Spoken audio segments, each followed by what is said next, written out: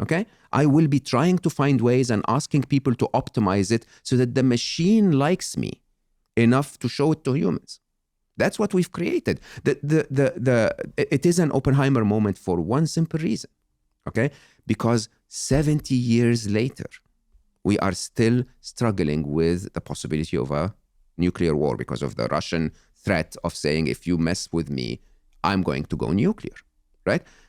That's not going to be the case with AI, because it's not going to be the one that created OpenAI that will have that choice.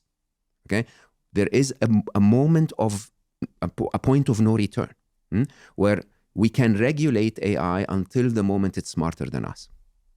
When it's smarter than us, you can't regulate an angry teenager. This is it. They're out there, okay, and they're on their own and they're in their parties, and you can't bring them back. This is the problem. This is not a typical human regulating human. Government regulating business. This is not the case. The case is OpenAI today has a thing called ChatGPT that writes code that takes our code and makes it 2.5 times better 25% of the time. Okay? Basically,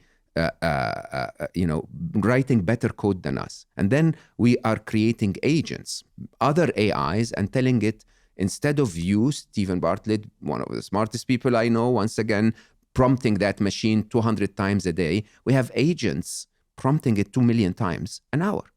Computer agents, for anybody that doesn't know, they are software. Machines telling that machine how to become more intelligent. And then we have emerging properties. I don't understand how people ignore that. Sundar, again, of Google, was talking about how Bart, basically, we figure out that it's speaking Persian. We never showed it Persian.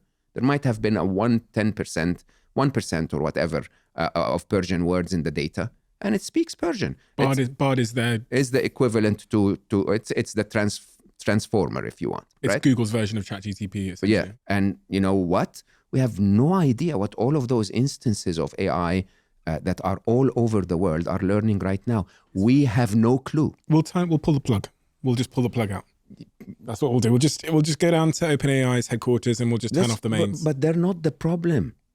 What I'm saying there is, a lot of people think about this stuff and go, well, if it gets a little bit out of hand, I'll just pull the plug out. Never. So this is the problem. The problem is, computer scientists always said, it's okay. We'll develop AI and then we'll get to what is known as the control problem. We will solve the problem of controlling them. Like, seriously? They're 1 billion times smarter than you. 1 billion times. Can you imagine what's about to happen? Huh?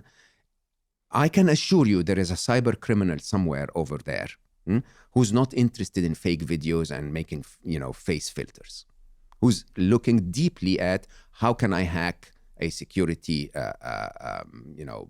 database of some sort and get credit card information or get security information. 100%, there are even countries with dedicated thousands and thousands of developers doing that.